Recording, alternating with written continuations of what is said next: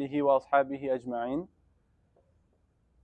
يقول سبحانه وتعالى في كتابه الكريم بعد أقول أعوذ بالله من الشيطان الرجيم بسم الله الرحمن الرحيم أفلا يتدبرون القرآن ولو كان من عند غير الله لوجدوا فيه اختلافا كثيرا صدق الله العظيم. رب اشرح لي صدري ويسر لي أمري واحلل عقدة من لساني يفقه قولي رب يسر ولا تعسر وتمم بالخير ربي زدني علما. Bismillah ar-Rahman ar-Rahim.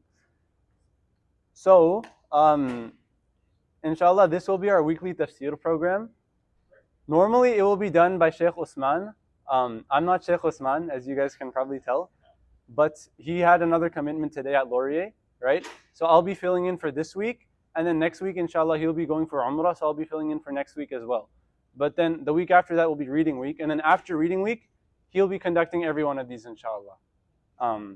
So come to it's okay if you don't come to these ones, but come to those ones, inshallah. So I will not be giving like actual tafsir of surahs.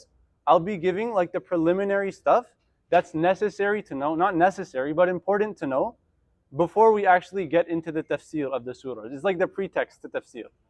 Okay, so in the topics I'll be covering, inshallah, today I'll be talking about just a basic intro and a bit of the history of Quranic revelation. So how the Quran was actually revealed from Allah subhanahu wa ta'ala to the Prophet alayhi salatu wasalam. Right? And we'll go over some minor details as well, but that's the crux of what I'll be covering today. And then next Tuesday, inshallah, I'll be covering something more specific, which is actually really interesting. The 7 ahruf of the Quran. So you guys are familiar with like how there's different recitations of the Quran, right? Some people say Maliki Yawmiddin, some people say Maliki Yawmiddin, some people say Sirat al-Ladina, some people say Sirat al-Ladina, right? The different ahruf of the Quran, where that came from, and how does it make sense? How does that fit into the picture? And also the history of the Quranic preservation, which is actually like mind-blowing when you actually learn about the intricate detail from the Prophet ﷺ to us, how it was like preserved, right? And the whole process that was followed. So that's what we're going to be covering next week, and then that's what we're going to be covering today, inshallah. So, Bismillah ar-Rahman ar-Rahim, I'll start with some disclaimers. Normally Shaykh Usman will be doing this. I'm not qualified like Shaykh Usman is, right? So the knowledge and stuff that I'm going to be talking about is like purely stuff that I've learned from an educational institution through like a proper teacher, right?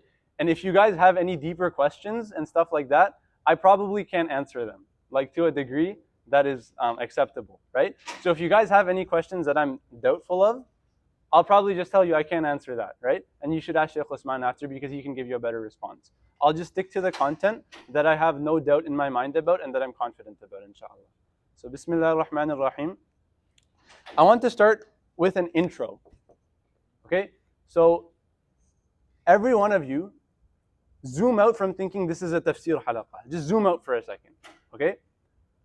Allah subhanahu wa ta'ala sent us down on this earth, right? With two main actions or duties that we have in life.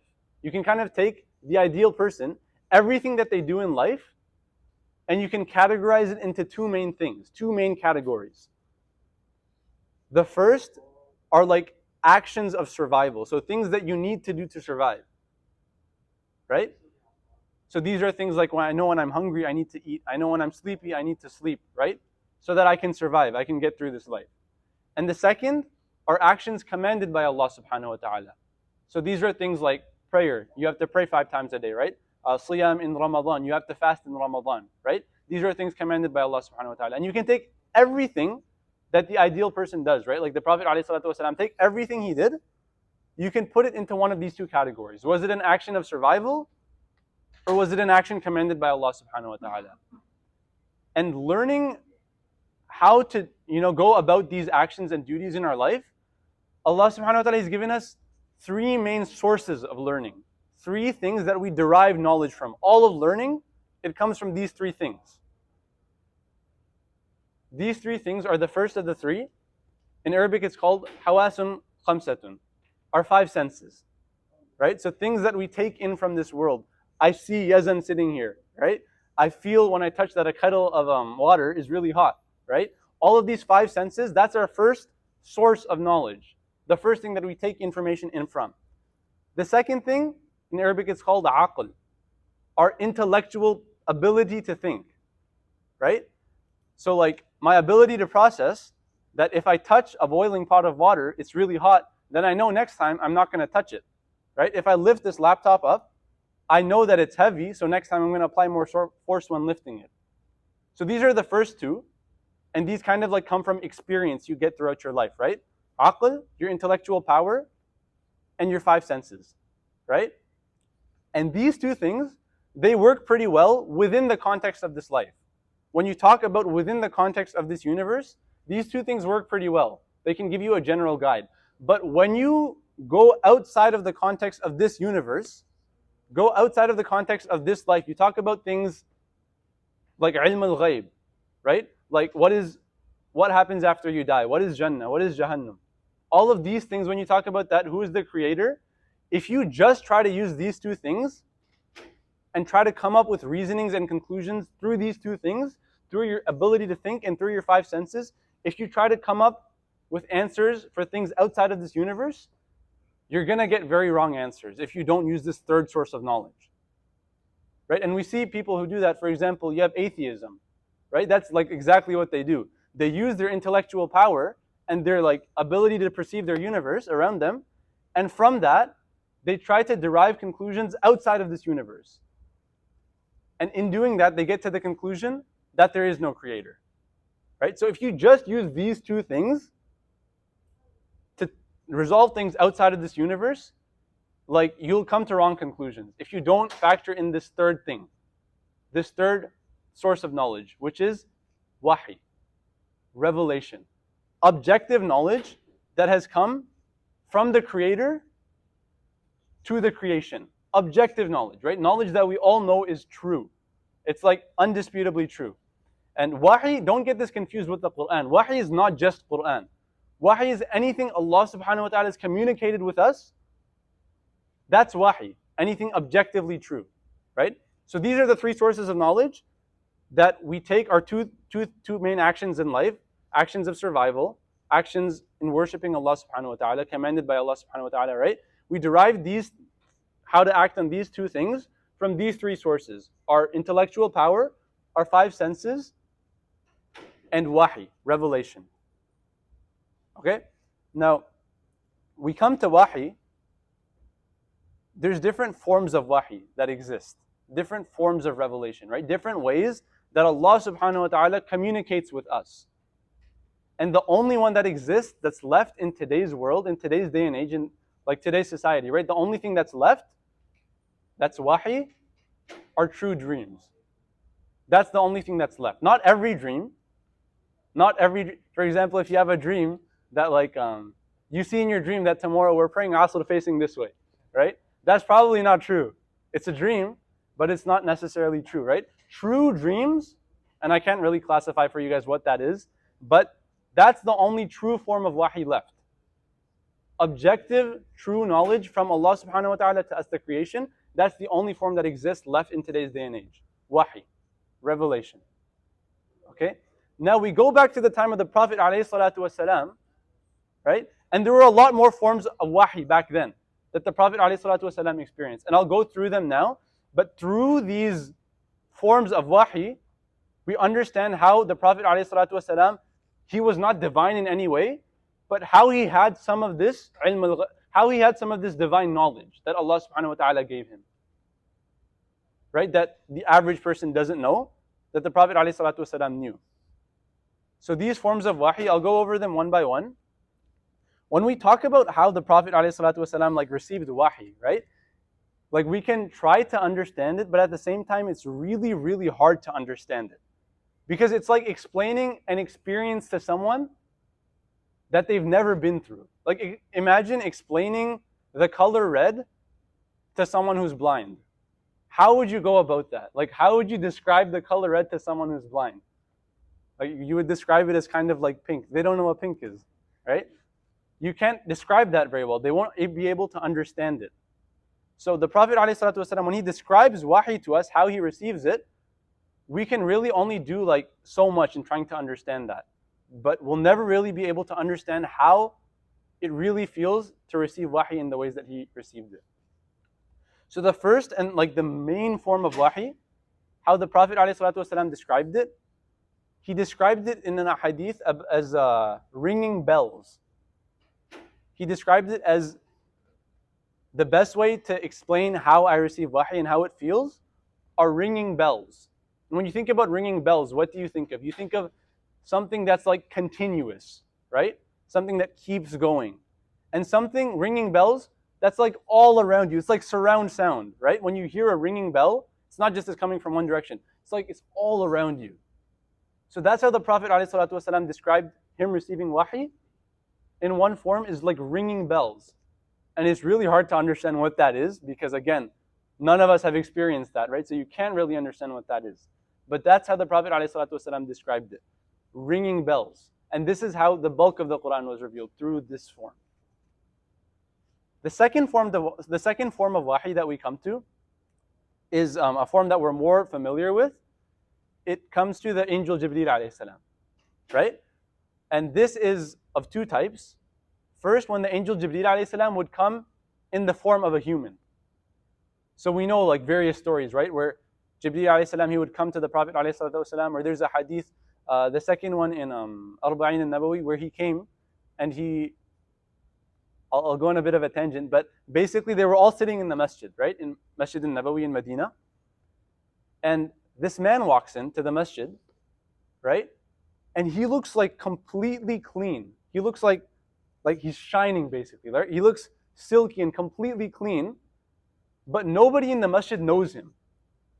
Now these two things make no sense because Medina is like a type of city back then, right? Where everyone knows each other. So if someone walks into this masjid and you don't know him, then he must be a traveler, right? He must be from somewhere outside. And that means in his travel, he must have gotten a little bit dirty. They don't have cars and planes back then, right? They travel on camels, they walk through the deserts, right? But this man walks in and he has nothing on him, he's completely clean. So this made no sense to the people. So this person came and sat down and he began asking the Prophet ﷺ, what is Islam? What is Iman? Right? Various questions about Islam he began asking, right? And after this man left, I think Umar radiallahu anhu, he asked the Prophet ﷺ, I don't remember the specific question, but I'm paraphrasing. He asked, who was that man? And the Prophet ﷺ said, that man was Jibreel alayhi salam. Right? So this is just one of the examples where Jibreel alayhi salam, he came in the form of a human. And he would come at other times in the form of a human to give wahi as well. So now we've covered like two forms of wahi, right? I'm going to keep this interactive a little bit. What was the first one? Raise your hands, yeah. No, wahi. Ringing bells. What's the second form of wahi that we just said?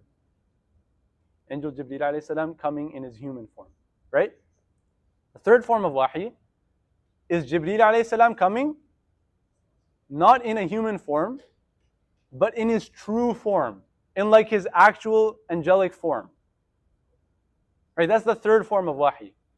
And there's basically, this happened to our knowledge 3 times in the life of the Prophet ﷺ. 3 times.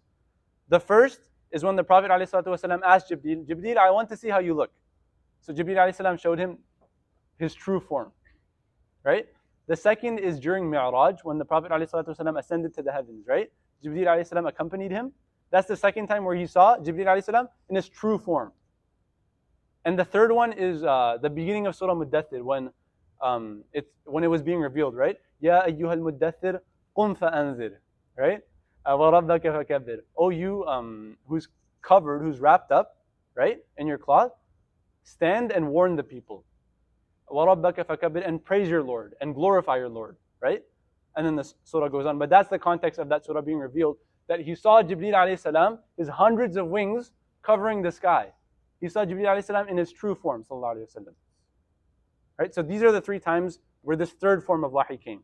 So we have ringing bells, the Jibreel alayhi salam coming in human form, and Jibreel alayhi salam coming in his true angelic form. The fourth form of wahi, this is the last one, and this only happened, this is like the fourth out of five, sorry. The fourth form of wahi, this only happened once in the life of the Prophet ﷺ, and this is direct communication with Allah subhanahu wa ta'ala. Direct communication. No intermediary. Right? And this happened once when? Isra wal Mi'raj. Right? When he went up to the heavens and okay, I don't want to comment because I don't know if that's true. But this is when salah was prescribed to us. Right? So this form of wahi only happened once in the time of the Prophet ﷺ, in the life of the Prophet ﷺ. Direct communication with Allah subhanahu wa ta'ala. That's the fourth form of wahi. The last form of wahi is Allah subhanahu wa ta'ala would just put something in the heart of the Rasulullah sallallahu alaihi wasallam, and that's just from Allah subhanahu wa ta'ala. Right? So these are the five forms of wahi from the time of the Prophet ﷺ. Ringing bells, Jibreel alayhi salam coming in the form of a human, Jibreel alayhi salam coming in his angelic form. Then we have direct communication and just something put in the heart of the Prophet ﷺ. And then you have true dreams, of course, which still exist today. So these are the 6 forms of wahi, this third source of knowledge, right? That's objective knowledge. That is a communication between Allah subhanahu wa ta'ala and us, and it's like divine knowledge, like completely true knowledge, right? So that covers basically like how wahi came to us, how revelation and true knowledge comes to us, right? Now we come a little more specifically in talking about the Quran. This part is very interesting, how the Quran was actually revealed. We know that like through these forms of wahi, right? It came from Allah subhanahu wa ta'ala to the Prophet ﷺ, right? But what specifically happened in that process is actually a very interesting process. The way it worked is in the Quran, it says بَلْ هُوَ قُرْآنٌ. You guys probably know this surah. بَلْ هُوَ قُرْآنٌ مَجِيدٌ فِي لَوْحٍ مَحْفُوظٍ. Right? But in fact, this is the glorious Quran, فِي لَوْحٍ مَحْفُوظٍ, in لَوْحٍ مَحْفُوظ, in a preserved tablet. What does that mean? A preserved tablet. فِي لَوْحٍ مَحْفُوظ. Allah subhanahu wa ta'ala says in the Quran that this Quran is in a preserved tablet. What does that actually mean? So when the Quran was revealed, right, what was the first thing that Allah subhanahu wa ta'ala created? Yeah. Al-Qalam, right? The first thing Allah subhanahu wa ta'ala created was the pen. And what happened once the pen was created? You guys know this stuff. No? Okay. The first thing that happened, I'm sorry, but I'm surprised. The first thing that happened, Allah subhanahu wa ta'ala wrote down everything that has happened and everything that will happen. Every single thing. Up until this moment, up until past this moment, up until the day of Qiyamah, up until past the day of Qiyamah. Allah subhanahu wa ta'ala wrote everything that would happen, right, in this book. This is what scholars say is Lawhim Mahfuz. This is that preserved tablet. So when it says the Quran is in this preserved tablet, the Quran was completely written in this preserved tablet that contains everything about everything. So that's what this preserved tablet is. Okay? Then we come to how did this Quran from this preserved tablet come to Prophet ﷺ? So in this, there are basically 2 revelations that took place. First revelation and second revelation. So we're at the point of the Lawh al-Mahfuz, the preserved tablet now, right? The first thing that happened is this preserved tablet, the Quran within it, it was revealed not to the Prophet ﷺ, it was revealed to Baytul Ma'mur. What's Baytul Ma'mur? Kaaba of the angels, right? It's a Kaaba in the 7th heaven. I don't want to say Kaaba, but I think it's a Kaaba. It's okay to say it like that. But it's a Kaaba in the 7th heaven directly above the Kaaba that we have in Al-Haram. Right? That's what Baytul Ma'mur is. And there's a hadith where it says 70,000 angels come to do tawaf around it one day. And then the next day 70,000 more come, such that no one angel ever comes to do tawaf twice. That's how many angels there are. That's a tangent, but that's Baytul Ma'mur. The same one you heard in that hadith, this is Baytul Ma'mur. So this Quran was revealed from this Lawh al-Mahfuz, this preserved tablet. This is the first revelation to Baytul Ma'mur. And this is before the time of the Prophet ﷺ. This is before he was born. Right? And it said that this revelation to Bayt al-Ma'mur happened on Laylatul Qadr. So you know how like you hear the Quran was revealed on Laylatul Qadr? What does that mean? Because like the Quran was revealed throughout the life of the Prophet ﷺ, right? It means that this first revelation took place on what in this world would be Laylatul Qadr. That this first revelation from that preserved tablet to Baytul Ma'mur took place on Laylatul Qadr. Then from that Baytul Ma'mur, we have the second revelation from Baytul Ma'mur to the Prophet ﷺ, spanning throughout his life. From the age of 40 when he had the first revelation to the end of his life.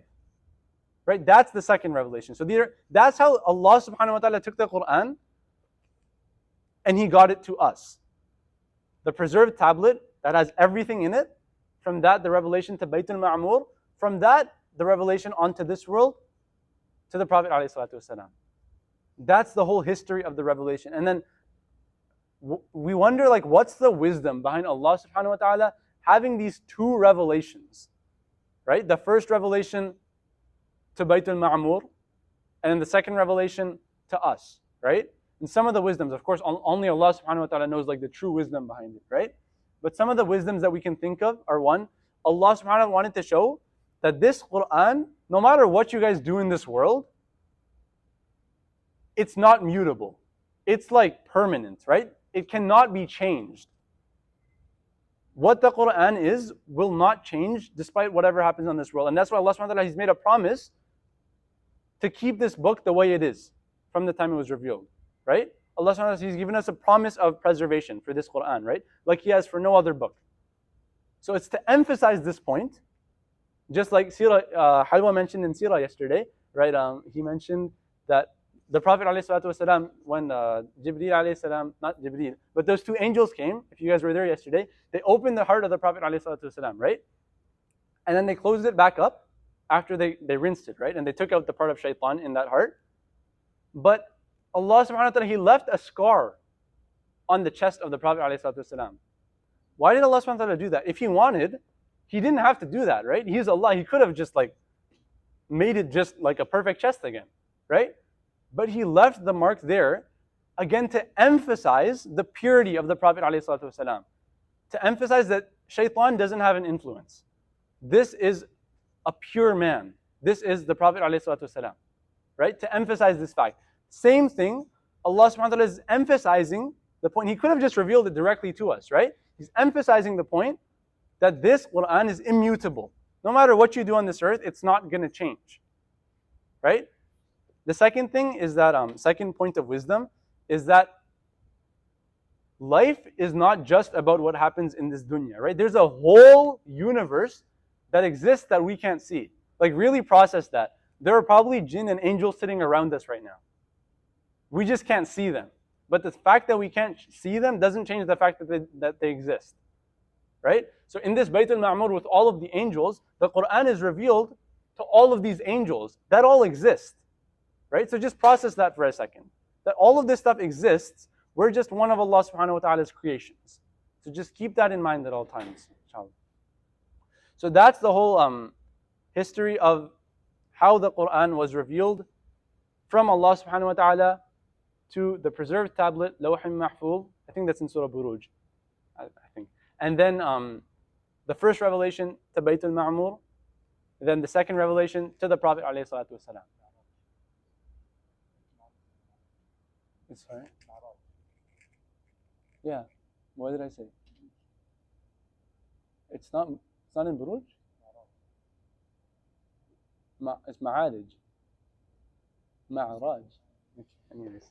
I think it's in Surah Buruj, is it not? Yeah. Sorry, we're just debating which surah that ayah is in. Anyways. No. Fi Lawh al-Mahfuz. Yeah. Surah al-Buruj. The preserved tablet. Okay. Are we all clear on that? Does anyone have any questions about that? Did I explain that to like an okay degree? Okay, alhamdulillah. I would be worried if you guys had questions. I wouldn't know how to answer them. Last thing I just want to touch on today. So we're coming more specifically from the actions that Allah subhanahu wa ta'ala has prescribed for us, right? to the different ways that we learn about how to act on those things from our senses, from our aql, from wahi, right? Then the different forms of wahi, and then within this wahi, where the Quran fits into the picture, right? And how the Quran from Allah subhanahu wa ta'ala through these different forms of wahi, right, eventually got to us, right? So that's like the whole thinking behind it. I kind of just like tried to make it from a very broad perspective to how the Quran actually got to us, right? The last thing I want to touch on today before we close, inshallah, are just a little bit of intro to actual tafsir, right? In the Quran, you can basically classify ayahs into 3 groups. Is a really nice way to think about it. You can take any ayah and put it into one of 3 groups. You have the non-ambiguous ayahs. The ayahs that like you read them and you're like, it's clear what this means, right? Of course, there's probably a deeper meaning behind it, but there's no ambiguity in what it means. For example, in the Quran, وَلِلَّهِ مَا فِي السَّمَاوَاتِ وَمَا فِي الْأَرْضِ وَكَانَ اللَّهُ بِكُلِّ شَيْءٍ مُحِيطًا, right? It's Allah subhanahu wa ta'ala, He owns whatever's in the heavens, right? And He's fully aware of everything. وَكَانَ اللَّهُ بِكُلِّ شَيْءٍ مُحِيطًا. I could have picked like a lot of ayahs. Majority of the ayahs in the Quran are like this, that they have a deeper meaning, but there's not a lot of ambiguity behind what they mean. That's the first type of ayah, right? Majority of ayahs in the Quran are like this. The second, you come to ayahs that have ambiguity behind their meaning. Like you read this ayah and you're not completely sure what it's saying. For example, you have يا أيها الذين آمنوا لا تقربوا الصلاة وأنتم سكارى حتى تعلموا ما تقولون. Right? This ayah Allah subhanahu wa ta'ala says, O believers, O you who have iman, don't approach salah while you're drunk. Right? And until you know what you're saying, basically. Right? What does that mean? Because we know in Islam we can't drink, right? Why is Allah subhanahu wa ta'ala saying this in the Quran? And like you read this and you're like, well, what does that mean? Does that mean I can drink but just not at the time of salah? Right? And if you don't understand deeper concepts about tafsir, if you don't understand deeper concepts like abrogation and things like that, right? Then this ayah will be really confusing to you. So this is the second category of ayahs. You have non-ambiguous ayahs, things that are generally like easily understood, that have a deeper meaning, but they're generally understood.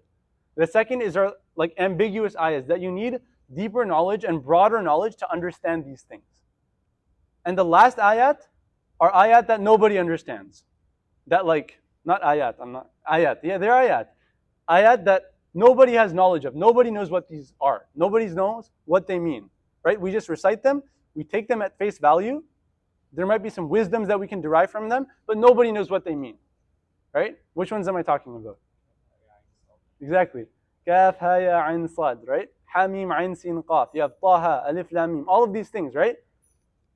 We don't know what they mean. They don't have any. One wisdom behind it is that, and I'm pretty much done, so I'm sorry if I'm boring anyone. But one wisdom behind this is that the time of the Prophet ﷺ, right? Most people, they couldn't read or write, right? It was a very unlettered society. They just learned, they were very like well versed and stuff. They knew their poetry, they knew their language, right? They knew what to say, when to say it, but they didn't study like we did, right? They didn't actually study alif, ba, ta, tha, jim, ha, kha, right? They didn't study the Arabic language. So now, imagine a person, the Prophet ﷺ, right, who has no education, doesn't know how to read or write, and he's coming, and he's just saying letters, like hamim. That doesn't make any sense to them because they understand words in their whole, right? It's like a person who's just learned how to speak from hearing other people speak. They've never studied English at all, and you come to them and instead of words, you start saying letters, right? Just this is like, what is this guy saying? Like taha, right?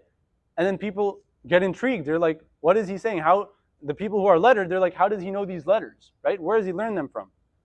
And then it keeps going. مَا أَنزَلْنَا عَلَيْكَ الْقُرْآنَ لِتَشْقَى, right? And people, that's one of the wisdoms that we can derive. But at the end of the day, this is a third type of ayah that we don't know what the meaning of this is. Nobody in this world knows what the meaning of these ayat are. Some say that they're like constructing parts of the Quran and that he's showing them that. There's opinions and there's ikhtilaf, but I think the majority opinion is that we don't know what they mean, right? So those are the 3 classifications of ayat. I don't think we're going to go into the ahruf of the Quran today, But ahruf of the Quran is basically all of the different recitations that exist, right? All of the different, for example, in Warsh, they say Maliki Yawmiddin, Iyaka na'budu. And then in Hafs, we say Maliki Yawmiddin, Iyaka na'budu. So all of these different things, where did they come from? Right? We'll talk about that next time, inshallah. And we'll also talk about the preservation of the Quran next time, inshallah. Last thing I want to close with, just a really cool fun fact that I learned from my teacher, is that you know how, like, for those of you who can like read and write Arabic, right? You know how sometimes in the Quran or when you're writing Arabic, you see when they make a mud, they do it like, for example, pretend Maliki, right? They draw it like meme with a long thing, and then lam and then kaf, right? Versus sometimes they write it like meme, and then just the lam and the kaf, but they put like a dagger on top of the meme, right? And I never knew, like, because I would learn to write Arabic, but I would never know when to use that and when not to use that, right? Because they pronounce the exact same way. You say Maliki, you say Maliki, right? One of the reasons for that, it comes to this Uthmani script that we'll discuss next time. It's to accommodate for these different ahruf of the Quran, where some people say Maliki, some people say Maliki, right? Now with this, instead of actually changing the text, you can just change the fatha to a dagger alif, right? So you can change the Maliki to Maliki. So it's to accommodate for these different ahruf of the Quran. But that was just a fun fact that I thought was really cool when I heard it. Other than that, we will continue next time with the 7 ahruf of the Quran, the different recitations of the Quran, and the preservation of the Quran, which is really cool, inshallah. So please come next time as well, inshallah. And then after that, after the reading week, Shaykh Usman will actually start with the commonly read surahs that we read in salah. So inshallah, we can all benefit from this and feel more khushu and ladda in our salah, inshallah. Jazakumullahu khairan wa barakallahu feekum. Wassalamu alaikum wa rahmatullahi wa barakatuh. I have to end with a closing dua. سبحانك اللهم وبحمدك نشهد أن لا إله إلا أنت نستغفرك ونتوب إليك سبحان ربك رب العزة عما يصفون وسلام على المرسلين والحمد لله رب العالمين. جزاكم الله خيرا guys.